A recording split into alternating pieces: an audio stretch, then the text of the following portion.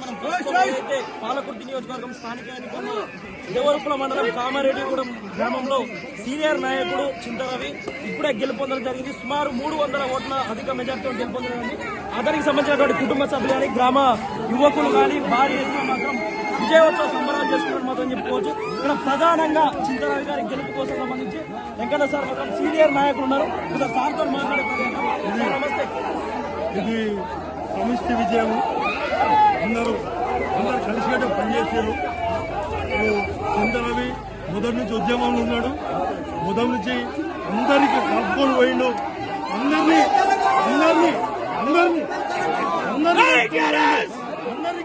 అందరితో పంచుకున్నాడు. అన్ని వర్గాలను కలుపుకొని పోయిండు. అందరితో పంచుకున్నాడు.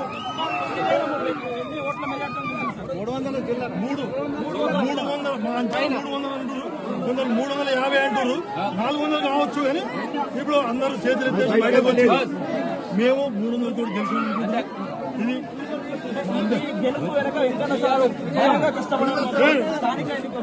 నేను కష్టపడకున్నా మా గ్రామంలో ఉన్న వాళ్ళు ప్రతి ఒక్కరు కష్టపడ్డారు. నేను నాకంటే ఎక్కువ ఈ గ్రామ ప్రజలు అతను ఎంతో ఉన్నారు. గ్రామ ప్రజలు ప్రతి ఒక్కరు ఎంతో ఉన్నారు. నరేందర్ గానీ సోనర్సే కానీ ప్రతి ఒక్కరు నాకంటే ఎక్కువ వీళ్ళు